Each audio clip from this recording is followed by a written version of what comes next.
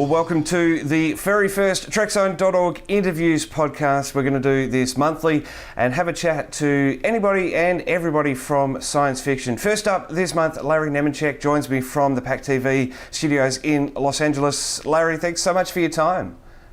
Hey, Matt, thanks for having me.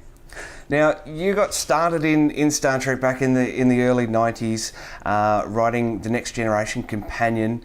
You've written a couple of episodes of, or you contributed a script to Voyager, and now you're actually acting on a fan series called Star Trek Continues as Dr. McCoy. How did it all come about? Well, the easy answer is to blame my ninth grade science teacher, Mrs. Pollard, wherever you are. Who shamed me into watching Star Trek because she couldn't believe I wasn't watching it in the after school reruns that we had, where tons and tons and tons of people came to Star Trek if they didn't see it prime time in the 60s. So yeah, I blame Mrs. Pollard, and and then of course the show itself for hooking me in, and a lot of patient people since then, a lot of good friends. So what was it like getting started in Star Trek, writing that companion? Well, Sonny, yeah. Well, no, I mean, like, I'd been a fan, and I'd also, harking back to Shatner's famous Saturday Night Live skit, I had a life. I had a theater and a journalism background, went to school in that. I worked in news. I put acting aside. I have a master's degree in theater also, in directing. But I needed a paycheck, and I didn't want to go be a starving, martyred young boy for theater. So I went back home and went into news and into print journalism, weekly and daily, and wound up being. But I combined a lot of that, and I wrote and I did some community theater. But I was a fan. I did fandom. We did conventions. We had our local clubs, and Next Generation came out. And it was kind of like a whole new breath of air again. There was something new, and I started doing a yearly concordance, kind of based on B. Joe Trimble's original classic Star Trek concordance, which was like an encyclopedia and an episode guide. And it was also when Macs were coming out, and so desktop publishing was a new deal. And I kind of learned Macs and all of that together, and with FileMaker for a database, and started doing an encyclopedia, and fan published it. It got to Paramount. The writers were using it, licensing heard about it, and I was kind of a finalist and then was chosen very quickly to do the companion. It was a hurry up and wait thing. The show was on for 5 years. Next Generation was out for 5 years and a huge hit, and they finally decided, well, maybe non-fiction reference books will sell. And I make fun now because back then it was very dicey. Yeah. So that's the story of the companion, and then it unleashed a whole slew of everything that's come since for me professionally. And it's almost back then almost unheard of that there's this non-fiction literature to a fictional universe, and putting it out there, and the fans are using that and looking at that to get deeper into canon. Well, I mean, we'd had it for the original series. Fans knew all about it. I mean, you had the original series. B. Joe's Concordance was there. Stephen Whitfield Poe's Making of Star Trek was a classic book, not just about Star Trek, but the first one that told, the lay audience how TV was made, which I didn't even realize until years later. I went, oh my God, this was like a classic book for anybody that wanted to know about TV. And it's sad that it's hard to find now, but you can find it. But we had the medical reference, we had the tech manual, the blueprints, all the original series, everything, the Franz Josef Schnabelt blueprints and tech manual, the medical reference, the giant poster book. And, Starlog Magazine's first issue was a Star Trek issue, and then they went all sci-fi, and then that was a Bible of science fiction for 20, 30 years, and before the internet revolution. Wow. So, original series, we had all this, but then we had 20 years of the same 80 shows, 79 shows, and yeah, Next Generation took a while to kick in. There were novels at first, but the Next Generation tech manual that Mike Okuda, Rick Sternbach did, came out right before my companion, and those were the first two nonfiction things to anything of the modern era, and they were huge hits. So there was a huge over-matured demand that was just waiting for those kind of things to happen, and then bang, we were off with all the spin-offs too. Wow. And you also wrote the chapter openers and did some other research for the star charts as well.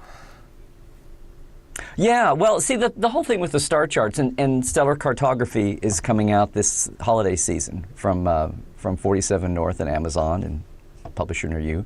And that's kind of the latest iteration of this. But the funny thing with the star charts is that was like one of the first things, when I got Bijo's Concordance, one of the first things that sucked me in. I wasn't a fanzine story writer, but Star Trek fans, part of the appeal of Star Trek is it hit people right off the bat, and people that watch the 60s show still, the first thing that strikes you is that's a complete universe they managed to make on that little piddly budget in the 60s. And you feel like you could just crawl through your TV screen and walk right into that universe and be there. There's very few shows, even sci-fi shows, that are that compelling. And that's what's in everybody, whether you wanted to play a role or just explore around or go see how the gadgets worked. The reaction of people when they become Trek fans, it's somewhere on that thing, but one way or another, you want to climb through that TV screen and walk in, and you know that if you go down this corridor and turn left, even though we never saw what was down there, you know exactly what would be there. Or if there was a room or a planet that you'd never seen or heard, just had heard about, you knew. And that's what's so compelling about the show, and that's what drives all of this, the nonfiction books and prop makers and shipbuilders and costume makers, cosplayers. That's one of the appeals of Star Trek, and that's one of the things that's never given up, and that's what hit me. And I worked on organizing the stars and planets, and tried to do a map based on what the tech manual's format was. It was barely filled in. And then a few years later, got in touch with Jeffrey Mandel, who worked one of the guys on the medical reference, told him critiqued some of his stars and said, some of these won't work. Your star for the Klingons is closer than your star for the Vulcans. And we started writing back and forth, and he said, well, thank you. 3,000 other people have told me that, but you're the nicest one of all of them. So you didn't scream at me, So we've had rabid, foaming fans for a long time. In Trek and everything. What do you think that is so special about Star Trek that draws people in? As you say, and there are certainly planets in the Star Trek universe that I want to visit. What do you think it is about the universe that's so engaging? Well, part of what you just said, I was going to say the iterations of that became a Star Maps set in 1980 that I got drawn into work on, that Jeff worked on, and then he did his book in 2003, and I did the chapters for that. It was kind of like a old home week. It was kind of a funny reunion. And now this one, Jeff does a chart in the New Stellar Cartography. There's 10 maps, poster-sized maps, and a book, and he did the final kind of big historical map in the set. So that's kind of an odd thing for he and I. It's like this thing keeps resurfacing every 10 or 20 years, and we work on it, which sounds scary. With updated information. Yeah. But you said the appeals of Star Trek. One of the appeals is that all those stars are not fictional. And one of the appeals that Gene did at the beginning was, the original intent of the show was to tell some adult sophisticated stories or some morality tales or whatever. And at the time, the 60s censors wouldn't let that happen. He'd already he slammed his head against the wall with The Lieutenant, his show that he wanted to do, and kind of the way Rod Serling did with The Twilight Zone. But he, instead of an anthology series, he wanted to do a regular cast series that encountered something different every week. But hopefully he thought that if it was, as Gene Roddenberry said, if it was purple-dotted people on a blue and yellow planet, maybe the censors wouldn't catch what they were trying to do, and it would slide right. If it was about racism or economic injustice or intolerance or the Vietnam War, war and peace in general, maybe we could slide it by the censors if we had it, crazy colors and crazy costumes. So that's what the appeal was. But along the way, to be able to believe that, he always talked about the believability factor and how the universe of Star Trek had to make sense, and you couldn't take the audience for granted, and you couldn't say, well, the door, the bathroom door was over here one week, and one week it's over here, or whatever. That's a mundane level, but that was the appeal. But also that they did go and get real science. They did have science advisors. Now, sometimes that got bent for drama, and as the years have gone by, the more modern shows have really tried to hew to that even more. But the grounding of Star Trek was much more science-oriented than, say, You're Lost in Space or a lot of your old soap operas that people are really fond of. And that's why there's always been a love affair between, say, NASA and Star Trek, a mutual love affair back and forth, even from the 60s. So when you talk about that list of stars, there's an awful lot of real stars that got thrown in, and sometimes handled well and handled not. But it's grounded in real history and real stars, and that's why educators embrace Star Trek, because it's a great jumping off place for hard science or theoretical science or history or the social sciences, anthropology and sociology. I think that's part of the appeal. Was that Gene knew he had to have a believable, and it had to resonate on a subconscious level with people, or they wouldn't accept all the other storytelling that was to come. I think it sort of came home to me a few years ago now when I actually realised that Wolf 359 was a real star. Mm-hmm. A lot of people are, which is why they picked that. It's the fourth closest star to Sol, to our sun. Yeah. So so when you step back a minute, you go, oh, the Borg really were close. Yeah. It's a big battle. so yeah. But like Rigel and Capella, I mean, there's just a ton of that. So that's part of the fun of doing the star charts. And I started off down that road, and Jeff did the groundbreaking work in the 2002 book. Part of it is over the years. The Star Trek, what we get on film, or the canon of Star Trek, is one thing. It's very limited, and fans are always wanting more. And when gaming came along, paper and dice gaming, and now Star Trek Online has had to fill in a lot of that.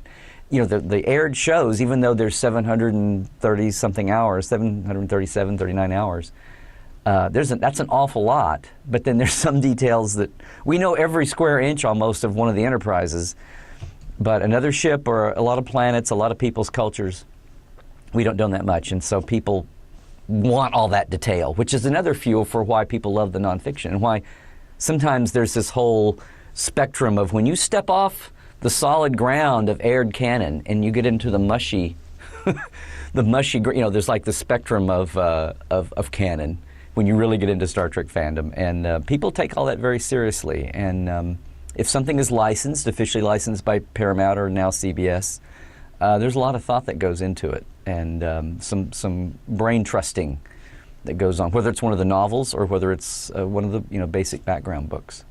Not so much in the you current just movies. know that whether you get in front of a camera for Star Trek or you're writing something down, chances are that whatever you do, somebody 20 and 30 years from now is going to be talking about it, maybe good, maybe bad. So it's a little bit of a pause for thought. I mean, you really only have to look at the internet these days and just looking at how much. Star Trek, the Next Generation aired 30 years ago, or 27 years ago now, and we're still talking about it and still referencing the events that happened in season 1 and 2, even if not directly, but certainly it's there as the fans are making all these series online and that sort of thing, as you say, with the canon, and it's still happening. Yeah, and one of the amazing things about Star Trek, it's like a double-edged sword. It's amazing that Star Trek, the original series, and all the Next Generation and Voyager and DS9 and Enterprise and the JJ movies now, but it's amazing that they are still not only just holding their old fans, but bringing in new ones. And I was telling someone here, it's not just the JJ movies. There are still people, thanks to like Netflix in the States, all the DVDs and the Blu-ray and the remastering, and people think, well, I couldn't take those old goofy 60s effects, but I'll watch it now that they've remastered. Well, you get over that hump and you realize that, okay, maybe you appreciate that, but it was the storytelling and the actors and the chemistry and the charisma and the universe holding together. And then even more so as the other shows came along.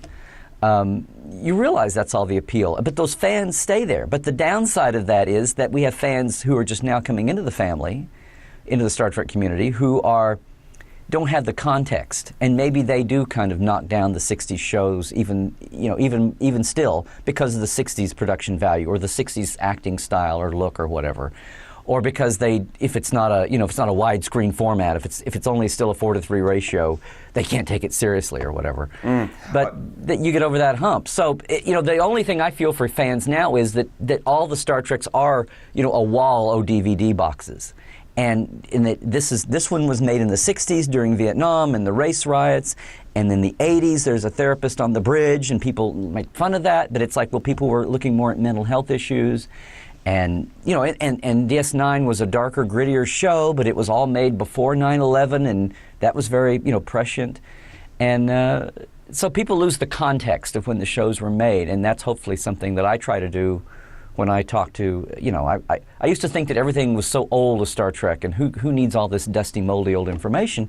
But we've had so many new fans that it's always good to bring up that context for people, so it's not just, a row of show titles on a box. I think the amazing thing is that you can apply relevancies to the episodes still to this day. You can look at some of the stuff that was written into Star Trek back then, which was relevant back then, but then it's become this whole new thing again. A war on terror, with the war on the Cardassian War and that sort of thing from DS9. We haven't had a ship lost in the Pacific Ocean yet, but 7 years from port, but anything's possible. Well, right, and I don't know. Here, let's stop a second. Now, we put Star Trek on a pedestal. It's not, it's not God's gift to literature. It's not. I mean, there are clinkers. I mean, they did, especially the modern shows, did 26 shows a year, hour shows, and now kind of the modern full season in the States is about 22. And Ron Moore and Ira and all those guys, Brannon, would all say, you know what, we could take 4 clinkers back every year easily. Could we just do away with those and we'd go back to 20? And they kind of salivate the fact that now they work on shows where they only do 22. And oh my God, how much better mental health we would have had if we were only facing, when it got to the spring and they were worried about burnout every year and coming up for a strong finish. So not every show was a gem. There are diamonds in the rough. There's usually at least 1 or 2 good things about every show, but some of the ones that are classics and even the middling classics. And as somebody said one time about missing Star Trek on TV since 2005, even if you had critiques of Voyager or Enterprise or any of the shows, a bad Star Trek was still better than 90% of what else was on TV. Yep. So that resonates with a lot of people too. So that's the staying power of Star Trek. And I don't know if it says something about Star Trek's goodness, or maybe the fallibility of humanity that these things that were relevant in the '60s have come full circle. Does that mean we haven't learned anything? Or maybe there's just a whole new generation to expose that to. Not like watching an hour of Star Trek is going to solve the world's problems, but I think that Star Trek's really had an impact on humanity. If nothing else, the impact on the culture makers, the technologists, and since technology is such a part of our lives now, way more than it was in the 60s and 80s.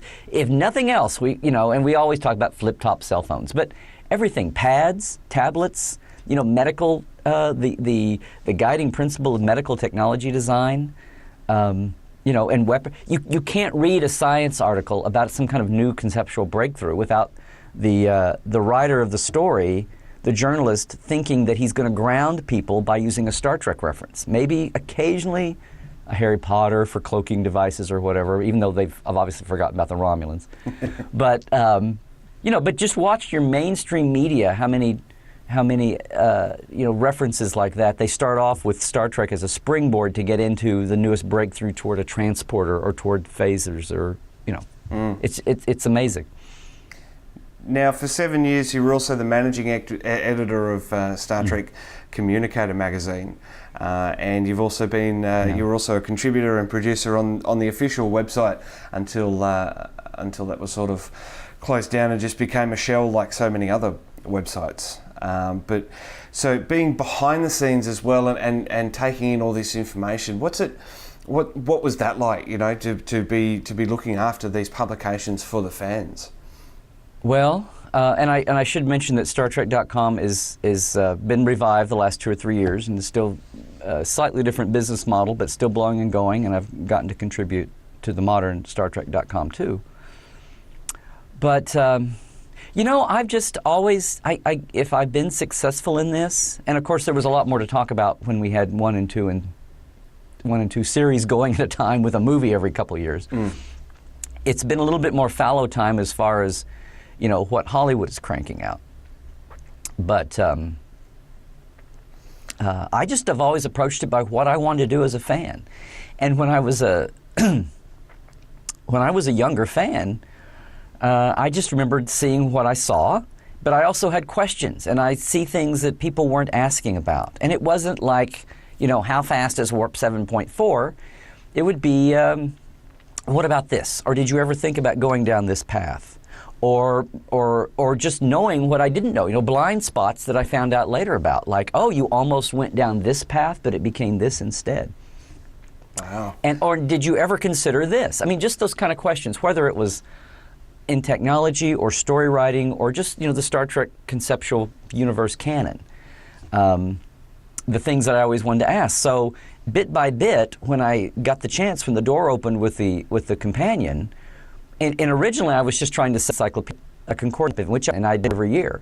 But even doing that, I started, corresponding with Mike Akuda and Rick Sternbach and a couple of the people on the writing staff, Richard Arnold when he was there, and then later on Eric Stillwell, who'd helped me with things as mundane as spelling, but and kind of an insight into just the way the show worked and the way a TV show works.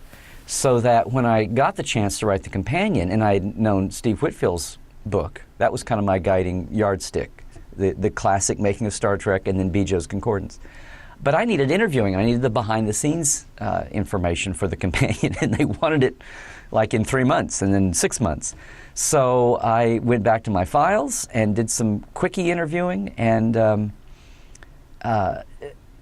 but through all that and the interviewing I've done since in the magazines, it's basically I'm a fan. I take it as a fan who has an awareness of both performance and also the TV industry increasingly over the years. And it's like a three-legged stool. A lot of fans ask questions based just on, gee, what color is Andorian blood? Well, of course it's blue, but I mean, But other questions, why did so-and-so happen? Well, if you know how the industry works, it's really because of this. Or if you knew the personalities at the time, this happened because of that, or this didn't happen because of that. So having an awareness of all three of that, I was able to bridge worlds and bring real journalism to fandom and an awareness of the industry. And I'd like to think a mix of all those three things was what guided me. But bottom line is, I just always asked the questions. I went to the topics that I, as a fan, wanted to know about. And I found out that over the years, a lot more. I wasn't an isolated 4 or 5 guys in a world of people all writing fanzines. Turns out there were a lot more people wanting to know that, or hadn't even thought to want to ask those questions, but they were thrilled someone was. So there you go. And that, and just respecting everybody in the industry, on the shows, and respecting fans both, and then getting in a professional position to respect the writers that we hired and the artists and that kind of thing. It's what I've tried to always bring to, just an honesty and respect to everything I do. Now, moving on a little bit, you made a cameo appearance in the final episode of Enterprise as a ceremony guest. How did that come about? Well, I have if people know me or they read my stuff or saw one of the shorts for Star Trek Phase 2 fan films, they know that I love the Tellarites. It's just always been a little funky thing. And I had wanted to play, as Enterprise was getting into the established aliens, the other races, and getting toward the founding of the Federation, they had some storylines with Tellarites. And I had told a couple of the ADs, as they have done this in the past, having little, guest extras. And 2, this was 4th season of Enterprise. The show was winding down. People knew they were canceled. People were very much in the mood of, these are the last hours of Star Trek that might be produced for some time. So people are trying to get things in. And I had just told a couple of the assistant directors that I would love to be a Tellarite when you had a Tellarite scene. Well, I totally missed the Coalition of Planets, to Terra Prime, that 2-parter. I totally missed being in the ceremony there in the circle of delegates. So I missed being on a Tellarite. But Mike Demerit said, well, we've got a show coming up. We're going to have some extras. We're going to do some finale. We're going to do a scene in the finale where we're going to have a lot of guest extras. We can probably put you into that. And it started off as just 6 or 8 people, but it's the sentimentality, and there was really a mood in March and April and May of 2005 around the lot of this is really the real deal. It's all about to end after 18 years, guys. Not Star Trek, but a big break, and who knows what's on the other side of the break, what's coming up. So they wound up expanding. Rick Berman wound up allowing that audience scene of guest extras to wind up being like 30 people. Oh, so wow. no, that was a hoot. And what's kind of crazy was I had a chance. You know, DS9 did the same thing the last day of filming on their finale in Vic's Lounge, and everybody in the audience.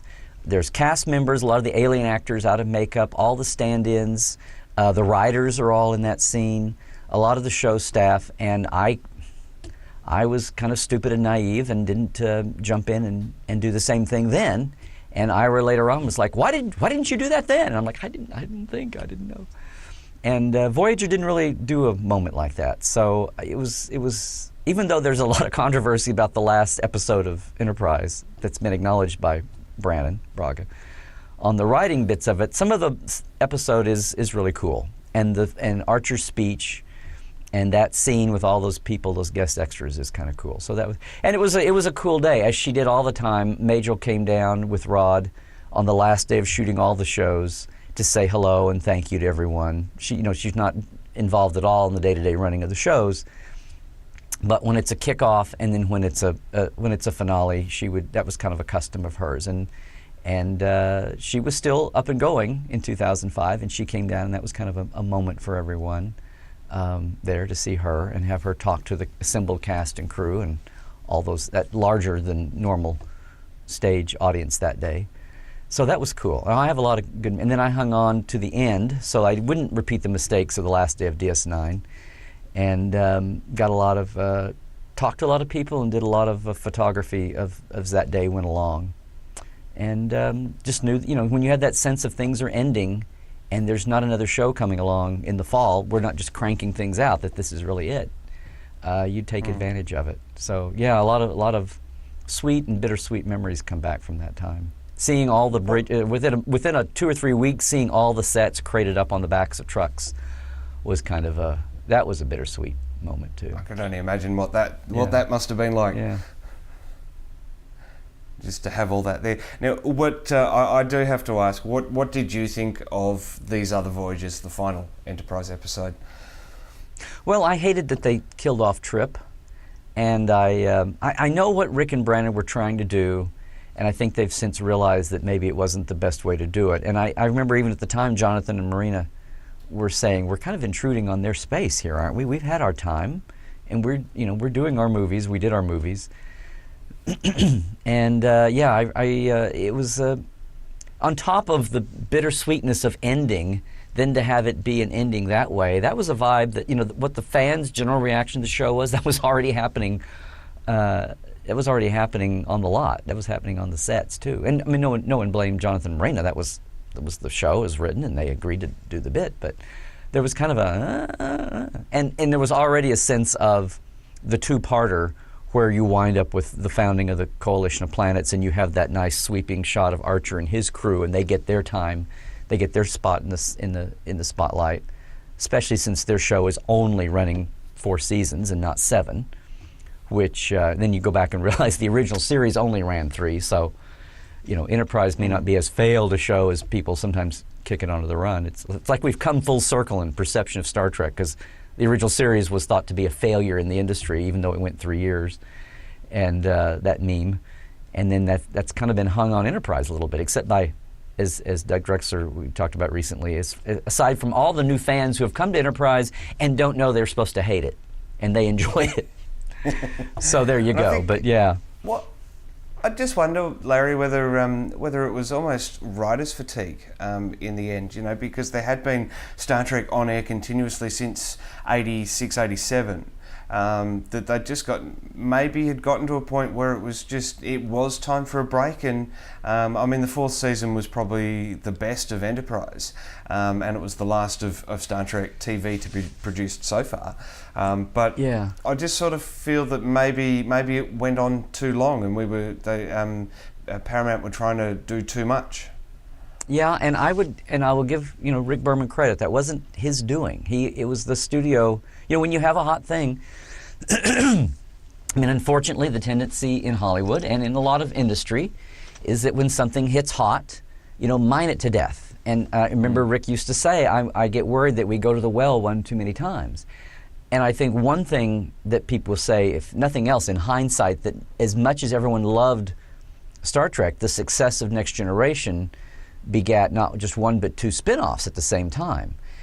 And I think people look back now and say, well, that may have been a mistake to divide the audience, as it were, because after the froth of the Next Generation, that huge success, the summer of '99, to have DS9 on and Voyager coming right behind, a lot of people wound up being fans of one or the other. A lot of people got into Voyager and they said, oh, well, DS9 doesn't go anywhere. It's that show that doesn't go anywhere, and I like my Star Trek to be exploring, and we've got to be on a ship going somewhere, and that's just too static for me. Where DS9 was really the, well, we look back now and say, my God, what a groundbreaker DS9 was, because they eventually got into, serialized episode storytelling, where the old meme of Star Trek was rooted in the syndicated stations after the main run, saying, no, don't give us connected stories. We want standalone shows so we can show them when we want to, and we don't have people yelling at us for not showing them in order. So that's, which had kind of governed all TV. That's why most TV was patterned the way it was. And now TV is patterned after selling a box of DVDs, and everybody wants those connected stories, and no one cares about how the stripped syndicated daily on a local station goes. So that's changed, but DS9 was that way. And what's amazing now is, thanks to the DVDs and thanks to Netflix, people are appreciating DS9 far more, not just for the post 9/11 themes that were so ahead of their time, but for that serialized storytelling as it gets a little more intense toward the end. But at the time, the perception was of live TV showing that the audience was dividing, and that maybe there was some fatigue. And I know they made a real huge effort with Enterprise to have a new concept, bring in some new people on staff, people that had worked for a long time, done a very good job, but just for some new blood.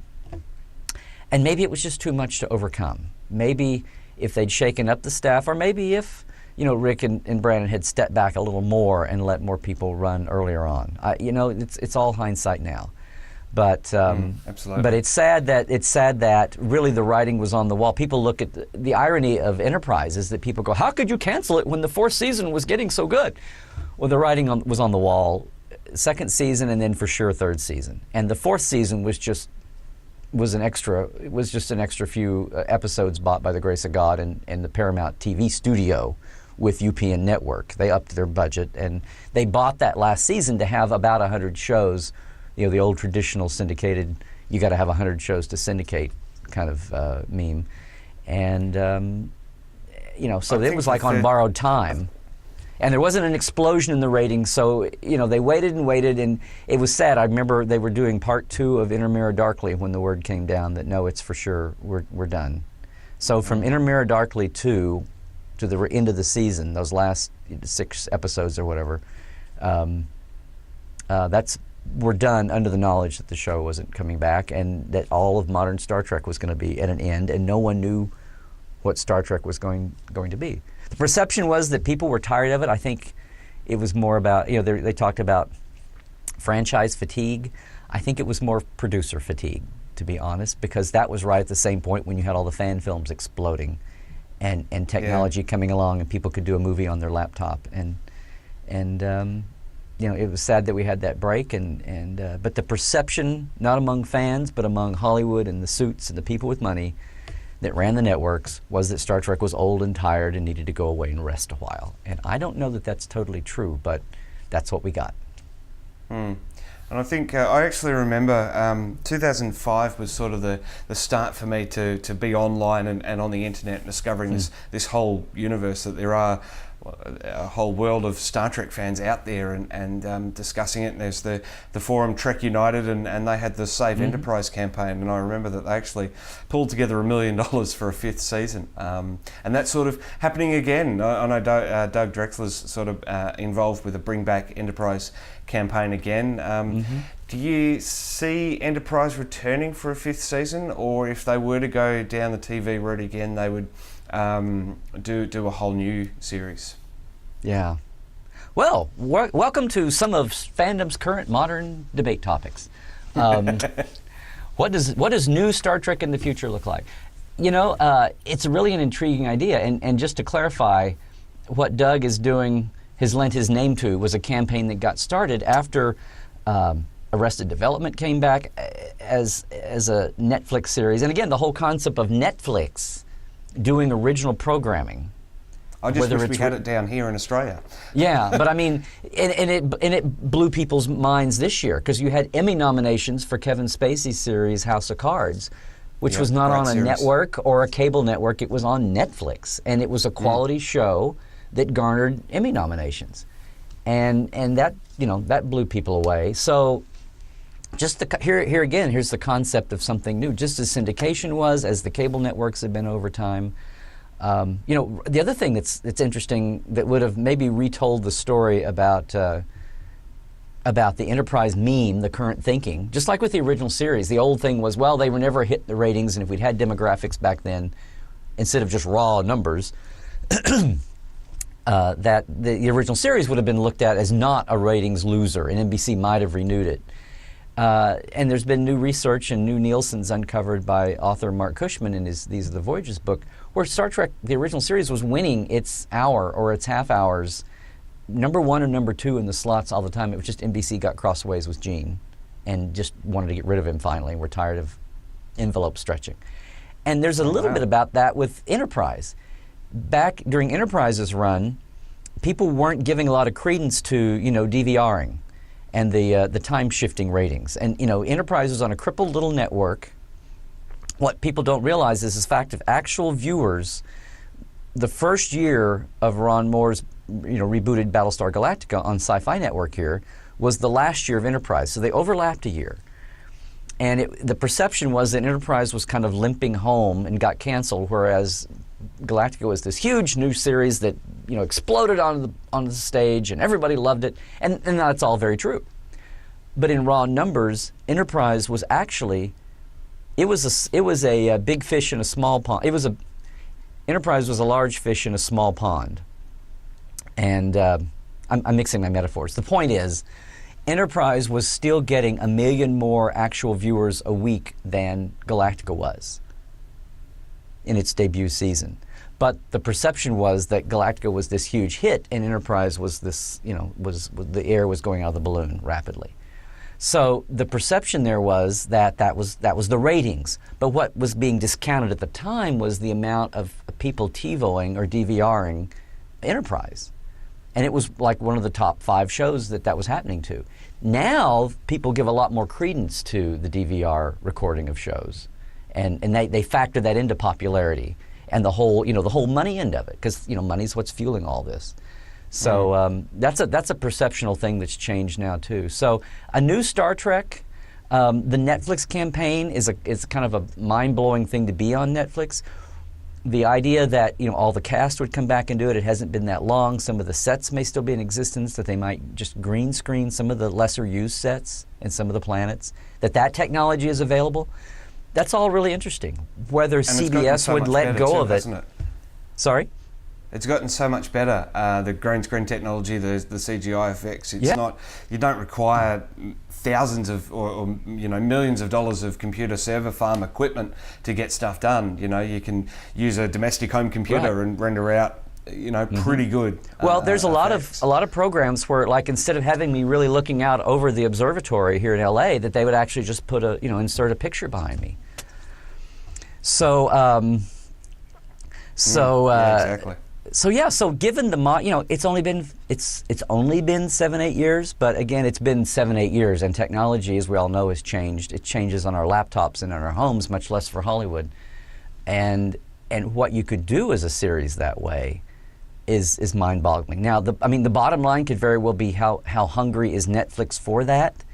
Is there a perception that Enterprise was a failed show?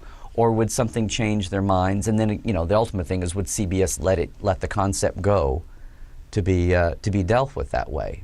If it was perceived to be some kind of a moneymaker, that's the bottom line in the corporate boardroom. The purpose of the the purpose of the Facebook campaign is to get enough people behind it to say yes. Now, a lot of people are out there that are still like, oh, I hated Enterprise and don't bring it back.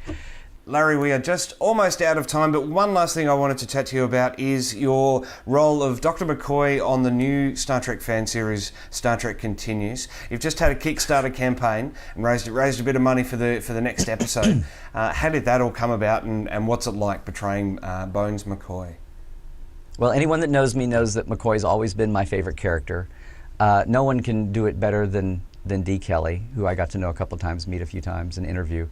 And Carl Urban does an incredible job. He's one of the best in the new cast, I would say, at channeling and not imitating the character. But it's just, it's for, not to go into stereotypical, little meme phrases, but it's a dream come true. And I try to honor the character. I hadn't acted in some time, so knocking off the rust to do that and fit it into a schedule has been incredible. But we've shot a second show. We're supposed to shoot another one in March. The Kickstarter was incredible. People love the show. Vic Mignogna, all hats off to him for being the driving force behind this, not just playing Kirk, but producing and assembling the team that does it, and trying to have as high a bar as he can for the acting and the production.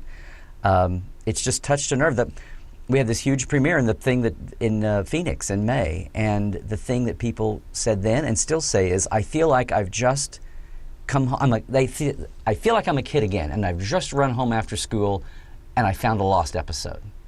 And that it stirs that up in people, and you hear that time and time again, and that's incredible. Of all the things that I've ever done to preserve Star Trek or indulge my own fanishness and share it with everybody, or be the historian or the archivist or whatever, it's amazing. And the first time I walked in that lit up sickbay set and saw the sickbay and Leonard McCoy signs on the wall and the props, it's all little boy stuff, but it's just amazing. And the reaction, the people I work with, everybody else in the cast and crew are incredible. Great to get along. It's like a family now, and the fan reaction has just been amazing. I mean, of all the things I've done, and the Stellar Cartography book coming out again from Amazon, and my Trekland on CDs, my Trekland blog at LarryNemecek.com, our Star Trek tour that I do with Geek Nation Tours. Of all those things, this has been the thing that's just kind of blown the roof off. And I'd been wanting to get back into some performance avenues, so this has been kind of a nice piece of synergy there. But it just, what can you say? You're getting to be Bones, and you're getting to hold the scanner the right way. And I can only imagine what that's like, Larry, but we've got to wrap it up. I'm going to put links to your website, Star Trek Continues, and keep everyone up to date too on my social media about the Kickstarter campaigns to keep Star Trek Continues coming. But Larry, thank you so much for your time from the PAC TV studios in Los Angeles.